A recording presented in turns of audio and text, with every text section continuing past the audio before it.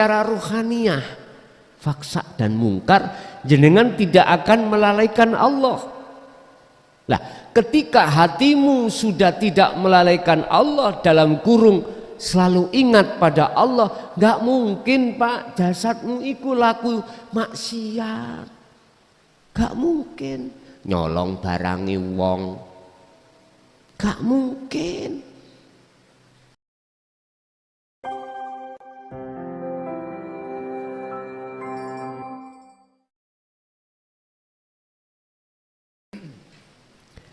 Yang untuk malam hari ini kami akan membahas sholat yang bagaimanakah yang bisa mencegah perbuatan faksa dan mungkar. Sholat yang bagaimanakah yang bisa mencegah hati ini tidak berbuat jahat kepada Allah dan mengingkari atas ayat-ayat Allah. Sholat yang bagaimana? Hal ini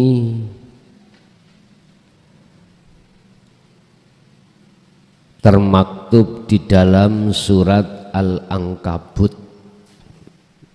surat yang ke-29 ayat 45.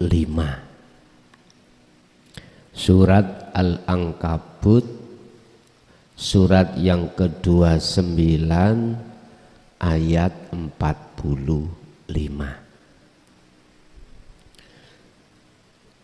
Sebab kita umat Islam khususnya, Allah kasih fasilitas,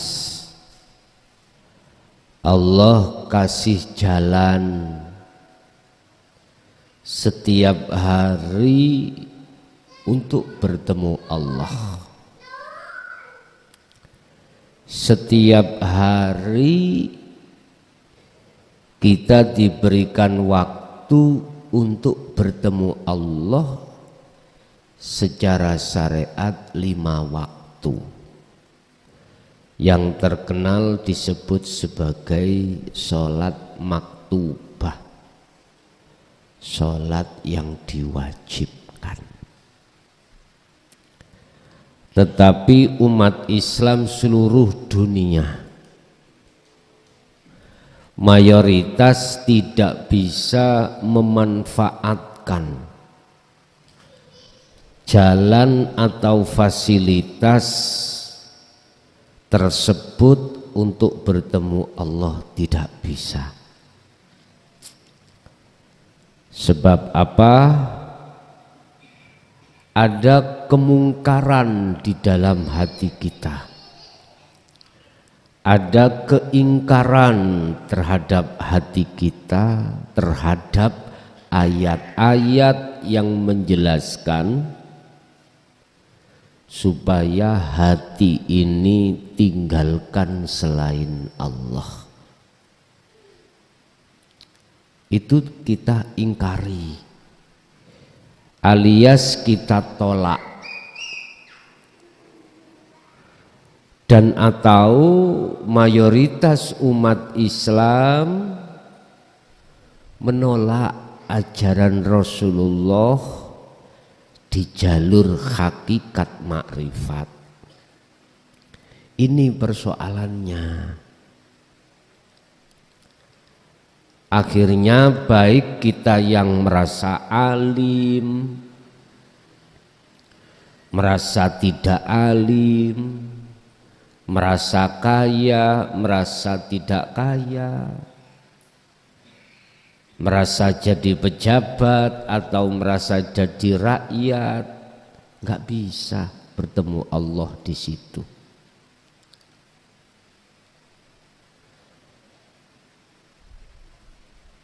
Apalagi kita menghadapi fasilitas atau jalan yang diberikan Allah di luar sholat. tambah kita jauh pada Allah. Dengan begitu maka Allah bersumpah atas waktu ini. Oleh karena kita sebagai umat manusia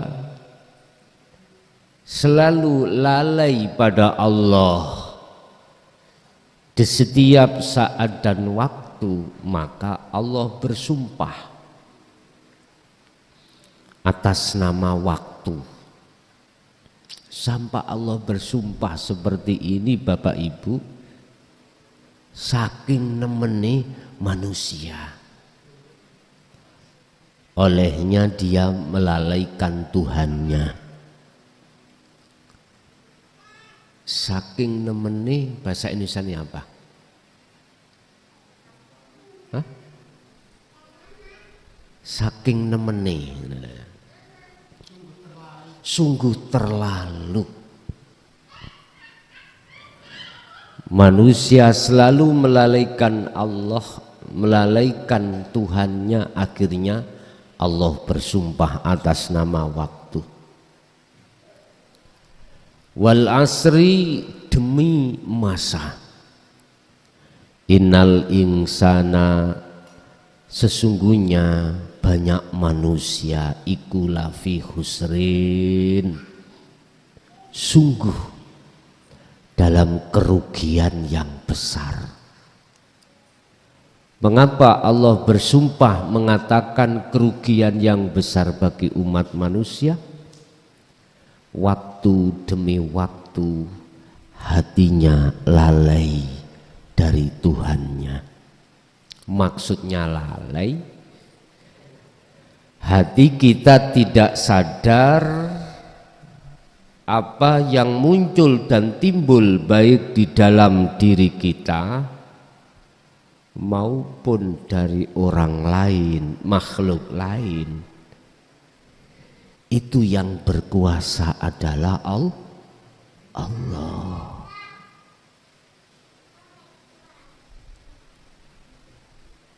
Akhirnya hati kita beriman, yang berkuasa dan yang melakukan dan yang berperan adalah makhluk.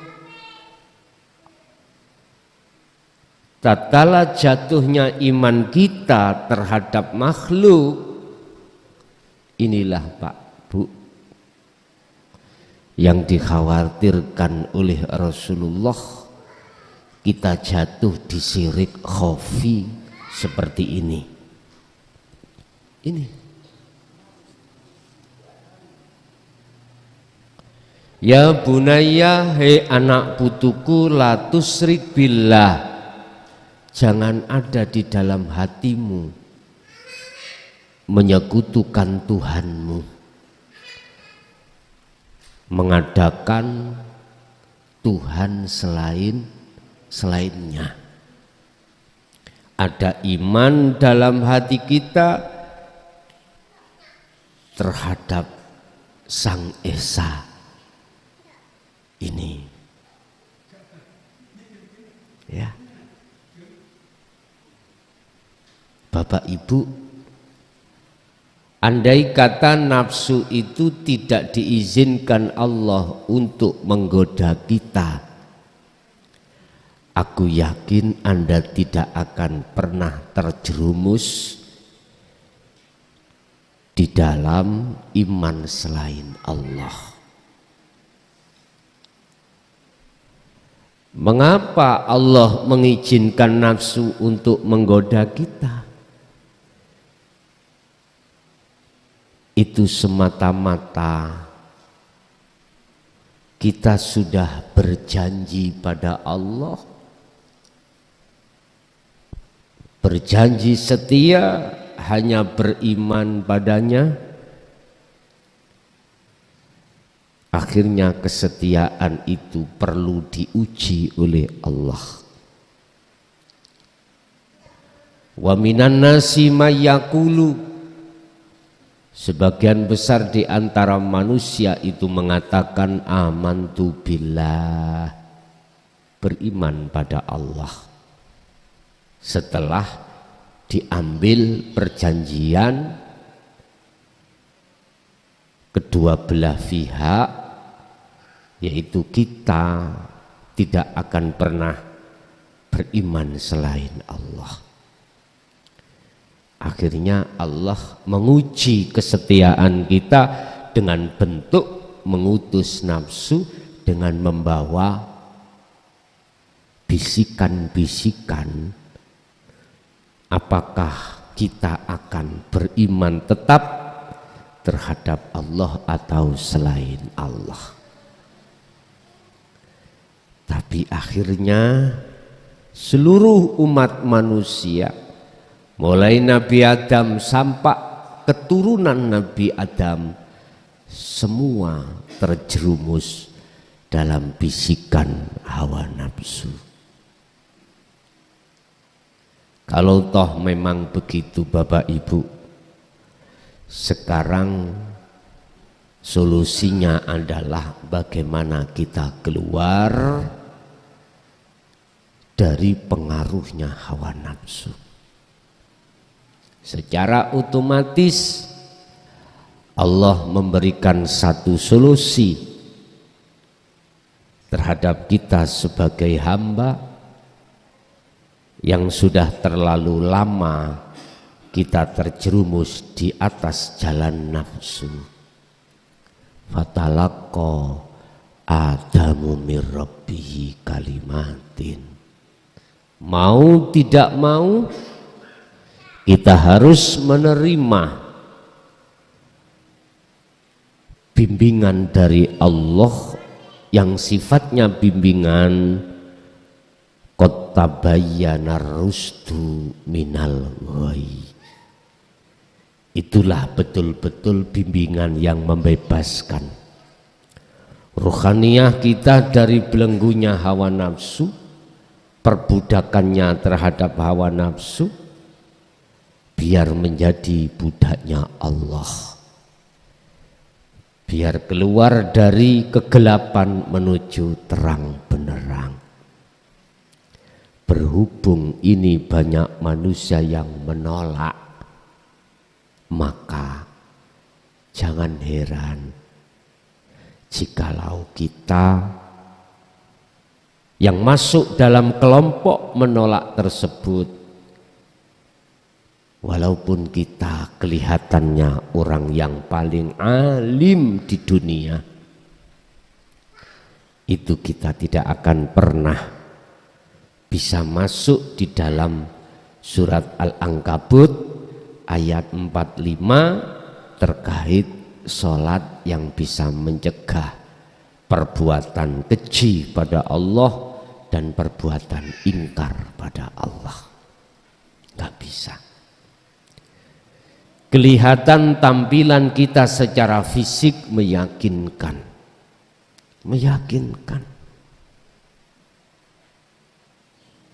tetapi ruhaniyah kita masih dalam keadaan rusak. Ruhaniyah kita masih dalam keadaan kotor. Ruhaniyah kita masih keadaan najis di mata Allah. Bapak Ibu, oleh sebab itu lewat mimbar majelis pada malam hari ini, izinkanlah kami mengurai ayat tersebut, barangkali bisa diterima oleh seluruh elemen masyarakat, baik tingkat bawah sampai tingkat atas. Bismillahirrahmanirrahim. Surat Al-Ankabut ayat 45. Utlu moco sira Muhammad ma ing apa ukhia kang den wahyuake apa ma ilaika maring sira Muhammad. Bayane ma, penjelasannya ma yang dibaca tadi adalah minal kitabi, saking Al-Quran.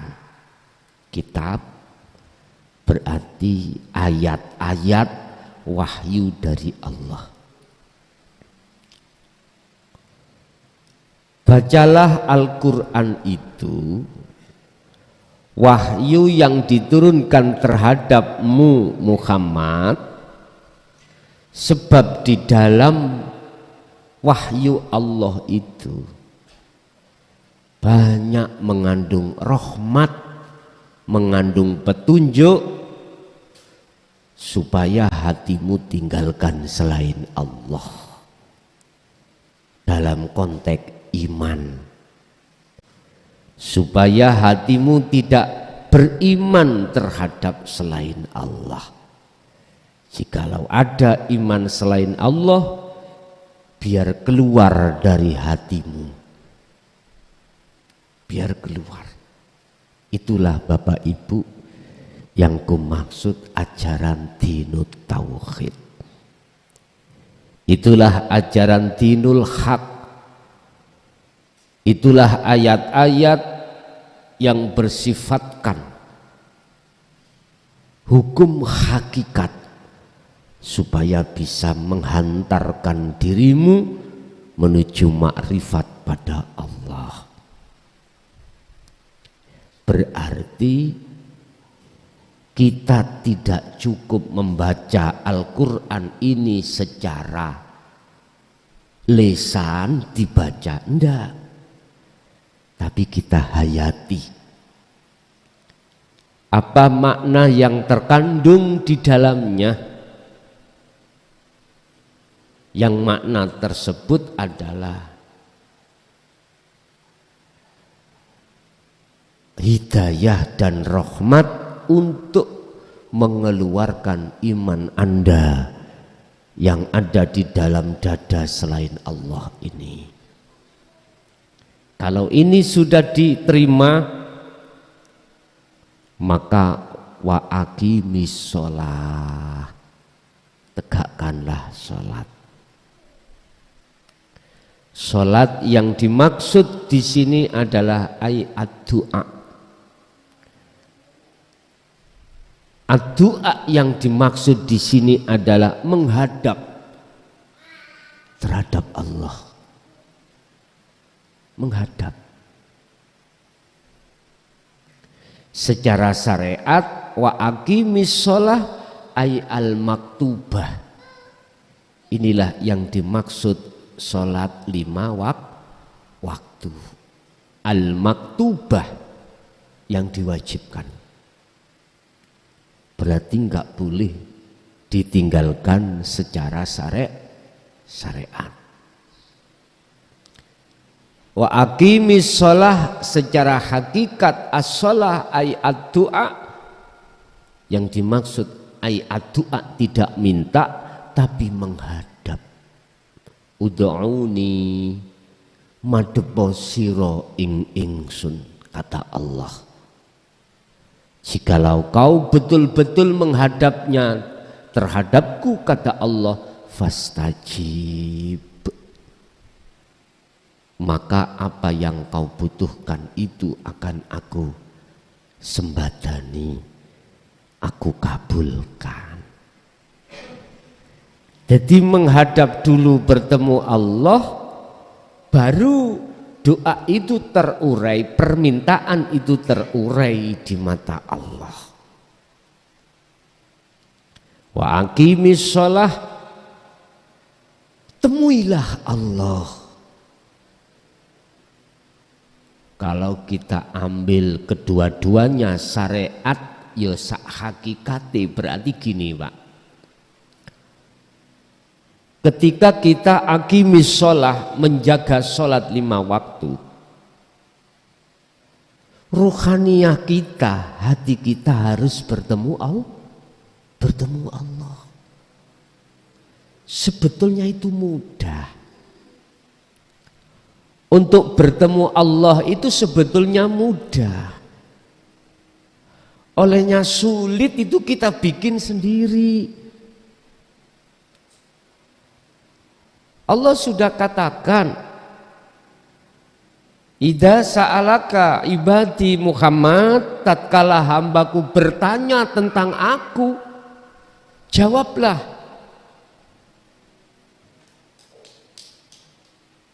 Fa inni qaribun, sesungguhnya aku itu dekat. Jawaban begitu Muhammad. Kalau saya itu dekat. Mana? Dekat yang mana? Oleh karena ajaran dinut tauhid itu kita tolak Bapak Ibu, sepanjang masa kita tidak akan pernah mengerti ayat ini qoribun. Nggak akan pernah paham. Dekat mana ya? Meja itu dekat, masa meja ini? Tapi qad aflahal mu'minuna alladzina hum fi sholatihim khashi'un. Tapi beda dengan orang-orang mukmin yang ketika sholatnya itu khusyuk, bisa bertemu Allah, paham maksud dekat ini. Mana toh? Ini loh Pak. Fa'ainama tuwallu, dimanapun kau menghadap, fathamma wajhullah, maka depanmu itu wajah Allah. Wajah Allah, ya ini bukan udara, bukan oksigen, bukan. Inilah yang Allah terangkan kewujudannya, laisa kamislihi syai'un. Ini Bapak Ibu juga di depan jenengan, di belakang, kiri kanan, atas bawah, dalam luar. Dengan cara bagaimana? Rasakan, imani, rasakan apa yang ada pada dirimu itu sebetulnya milik Allah.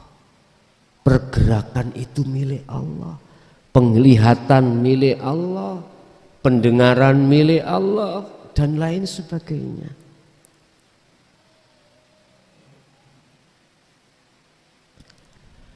Kalau sholat Anda itu dikatakan sudah khusyuk, sudah bertemu Allah, maka Allah menegaskan dengan bahasa inna sholata, sak temene sholat yang seperti ini ikutan bisa mencegah anil faksha, dari hatimu berbuat jahat pada Allah. Apa jahat maksudnya? Melalaikan Allah. Berbuat jahat itu hati mengakui kalau kita yang bisa berdiri, kita yang bisa ruku, kita yang bisa sujud, atau kita merasa diri kita yang bisa melakukan sholat, itu berarti kita berbuat jahat.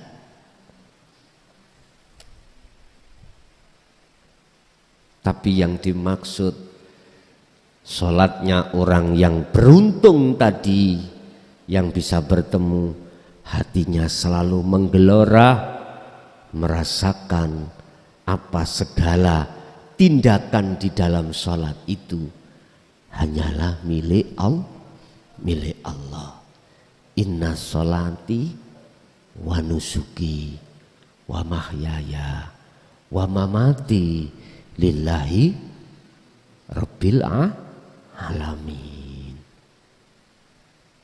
Jelas. Jadi ketika sholat hati jenengan iku sibuk merasakan kehadiran Allah, yaitu zat yang maha suci ini yang menggerakkan seluruh alam termasuk dirimu. Hati duduk di situ Pak, wilayah situ. Kalau hati sudah duduk di situ, maka tidak ada kesempatan bagi nafsu untuk masuk di dalam hatimu untuk membisikkan perkara-perkara urusan duniawiyah. Nggak bisa, ditutup oleh Allah. Pintu bagi nafsu untuk masuk ditutup. Karena hati jenengan estu menghadap pada Allah. Wal mungkar akan mencegah perbuatan ingkar dari ayat-ayat Allah. Artinya ketika saat dinu tauhid disampaikan, hati jenengan gak akan menolak, karena di dalam tatanan tauhid untuk mengesahkan pada Allah itu cocok di dalam hati jenengan. Justru sebaliknya, hatimu akan menolak pengajaran-pengajaran yang sifatnya itu mengarah terhadap iman selain Allah. Makanya jenengan jangan heran kalau hati sudah menerima tatanan tauhid, ketika mendengarkan keterangan hukum syariat saja hampa rasanya, ampiang dirasa. Jangan heran, memang Allah mengkondisikan hatimu itu untuk hanya menerima biayatim mubayyinatin, ayat yang bersifatkan jelas pada Allah, yaitu mengesahkan Allah. Wala dzikrullahi iku akbarun, utawi salat yang seperti ini, utawi ingat di dalam salat yang seperti ini, itu lebih bagus daripada yang lain. Lebih bagus.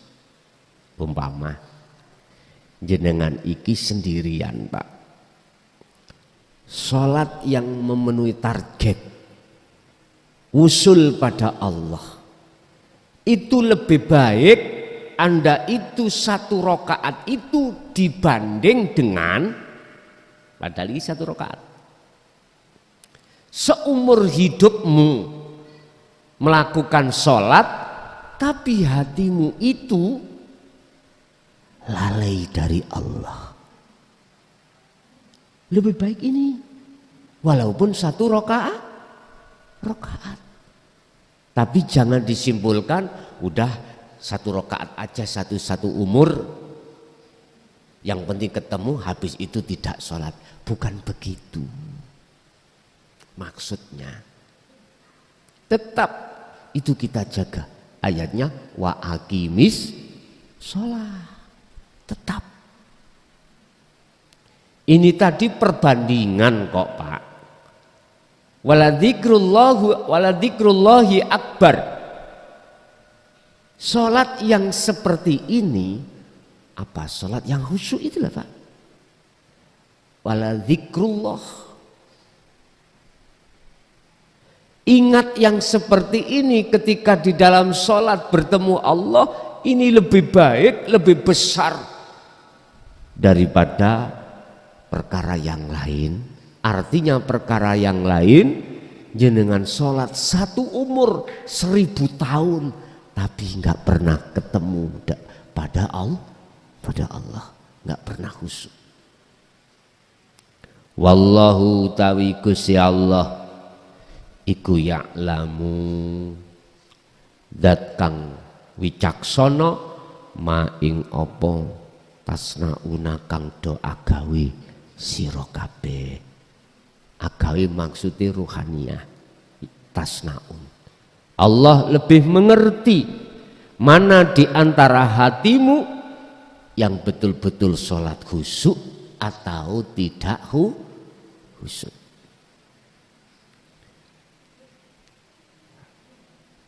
Sesungguhnya sholat yang bisa bertemu Allah itulah yang bisa mencegah perbuatan hatimu jelek pada Allah, jahat pada Allah, zalim pada Allah, dan ngingkari ayat-ayat Allah.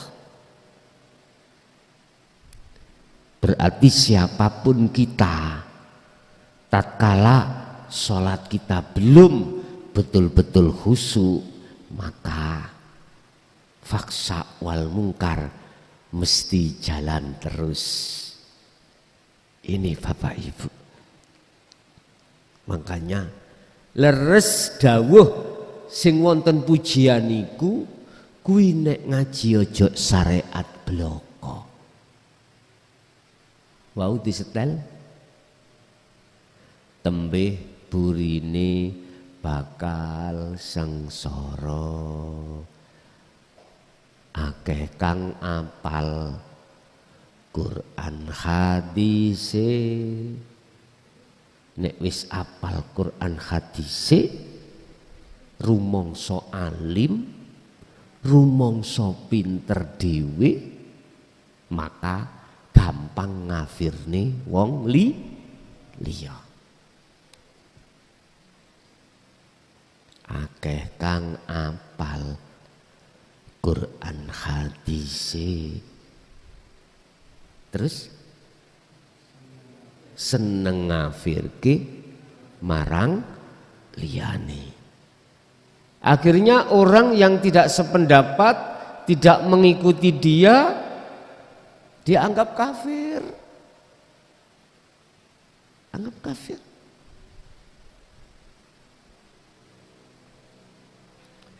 Sayangi sedidik, sayang sedikit, baiatnya itu tidak diterangkan. Tidak diterangkan, ya ngaji ya nang hukum hakikat makrifat. Nak kau ngono ta? Cuman bahasanya ojo mu ngaji syariat bloko. Jane iki ya wis paham. Sebetulnya syair ini kalamnya kalam balik. Pengertiane urain dewe, berarti maksudnya harus dan wajib kita menerima dinul haq, ajaran Rasulullah yang di jalur hakikat makrifat, itulah dinul haq. Tapi kan di baiat syairnya, bait ya, itu kan nggak ada ngajiyoning hukum hakikat lah mboten enten. Tapi dengan bait sing ono ngarep mang sebetulnya sudah menjadi maksud sebetulnya. Tapi berhubung orang awam sik bertanya, sing gak paham lho ya, gak oleh ngaji ilmu syariat bloko. Terus ada ilmu apa ya yang harus ku kaji lagi? Iki sing gak paham. Nah, sing paham maksudnya, oleh karena kita manusia itu terdiri jasmani juga rohani. Jasmani dididik ilmu syariat, rohani kita harus dididik ilmu hakikat. Ini maksudnya ada di situ. Sesungguhnya sholat yang telah dilakukan oleh hamba yang bisa bertemu terhadap Allah, itu akan bisa sholat yang seperti ini mencegah perbuatan faksa wal mungkar. Pertama secara ruhaniyah, faksa dan mungkar jenengan tidak akan melalaikan Allah.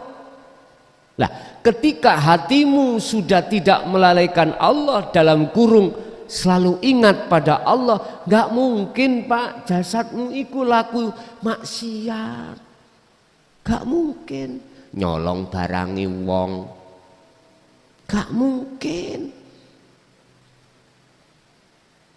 Jenengan iki secara syariat laku Allah iki gak mungkin.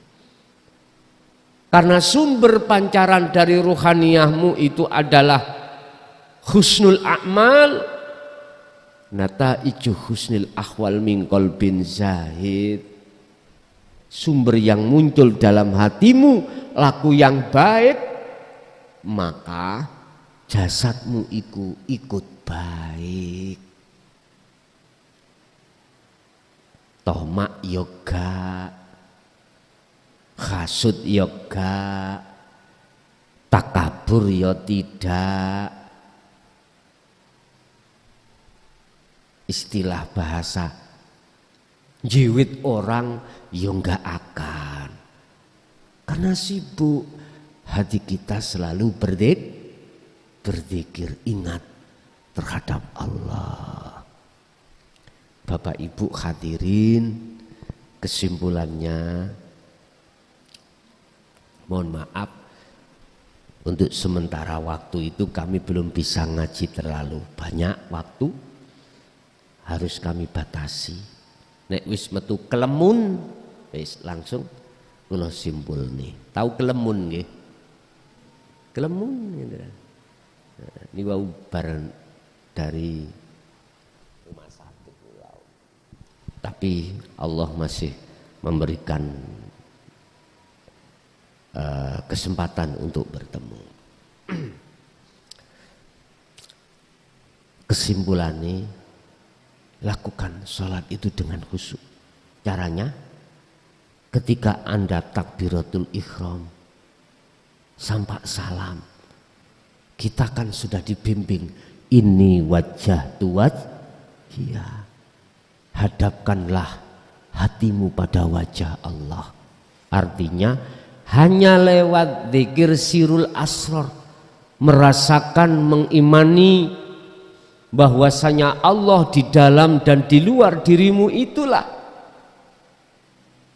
sang penggerak, sang yang berperan sehingga bisa terjadi sholat. Hatimu terus nyebuto Allah sambil hatimu meyakini bahwasanya apa perilaku dalam sholat datangnya tidak dari kita tapi dari ya ini Pak. Paham ya? Yes, sibukno hatimu di situ. Nanti percaya atau tidak percaya, kau ditanamkan di dalam hatimu pohon kenikmatan. Pohon kenikmatan. Siapa yang memakan buahnya, dia seumur hidupnya tidak akan pernah lapar. Siapa yang minum tetesan airnya, dia tidak akan pernah dahaga selama hidupnya. Itu artinya kenikmatan di situ tidak bisa jenengan ukur dengan kenikmatan duniawiyah. Bapak Ibu, caranya begitu. Jikalau belum bisa, tetap latih dan latih. Karena tidak semudah sholat khusyuk itu membalikkan telapak tangan. Pertama, nanti kalau sudah pernah menjalankan dan menikmati hal itu, untuk keduanya selanjutnya Anda akan sangat mudah, tidak terlalu lama. Ini bagi jenengan khusus yang mau sudah masuk di dalam pengikut setia Kanjeng Nabi Muhammad Sallallahu Alaihi Wasallam. Oke.